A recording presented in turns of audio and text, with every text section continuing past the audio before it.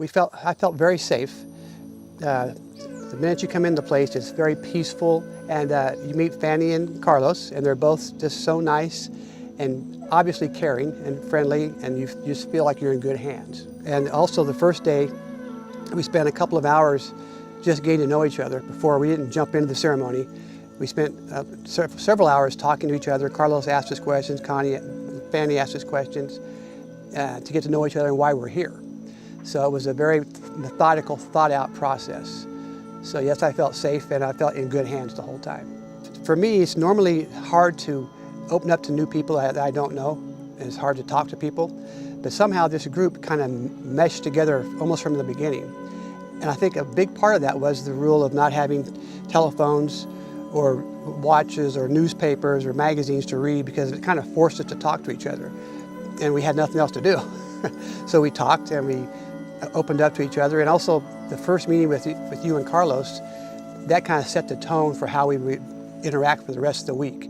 Because Carlos asked, and you asked several probing questions, and we all responded in kind. And so we built up a trust then that we were all here pretty much for the same reason, to better ourselves and to get more out of life and to work on problems. The integration sessions were super important and very helpful, and it helped to hear everybody else's experiences and how Carlos and you interpreted them. And one thing, neither you or Carlos told us what we were supposed to think. You allowed us to express ourselves, and you might guide us and give us an idea of what it might mean, or how to improve on, or how to make it work better, but you never told us, oh, this means that. So the integration system was very give and take, and it made you think about what happened, because the ayahuasca experience is very intense. It's very intense, and so sometimes you come away not really knowing what happened.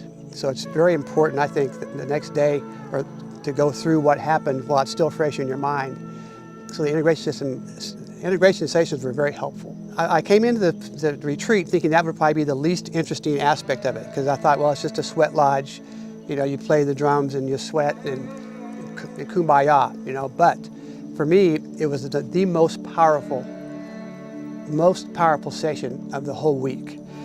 And I think part of that was because we did it towards the end of the week. So we'd had some ayahuasca and we had some other plant medicines. We'd had the integration sessions beforehand. All those things kind of work in concert, and to a build-up. And when we were in the sweat lodge, the mood, the setting, the rebirth, the physical setting and the mental setting was just very conductive to expressing yourself. And I haven't cried for many, many, many years, but in that Teznakal session, I was bawling like a baby, crying my eyes out, and it felt good. It was painful, but it felt good to get that out, because I had a trauma from a long time ago that I came here to work on. That's why I came here, because of this long time trauma. And it's the first time I let myself feel that pain was in that Teznakal. And that was because of the support of you and Carlos and my fellow travelers. And it just was an amazing, life-changing experience. The food, first of all, the food was amazing. Every meal was fantastic. It was fresh, healthy, cooked right there in the kitchen with fresh ingredients, and Alejandro did a fantastic job. And the food was fantastic. The fasting, I thought, was very important for a couple of reasons. One, you don't want to have a lot of food in your stomach in case you happen to have a purge. But also it just puts you in the mindset that you're not like, maybe like you're sacrificing something, but more like you're putting yourself in the mindset to be open and be clean. And to be clean and be open to the experience. And so the food was magical. And I was never hungry the whole week. I thought, oh, I'm going to be starving, but I wasn't hungry the whole week. So the food was very important. Well, I just like to say that to anybody out there listening to this, that the love and the care that Carlos and Fanny showed to 5 complete strangers was overwhelming.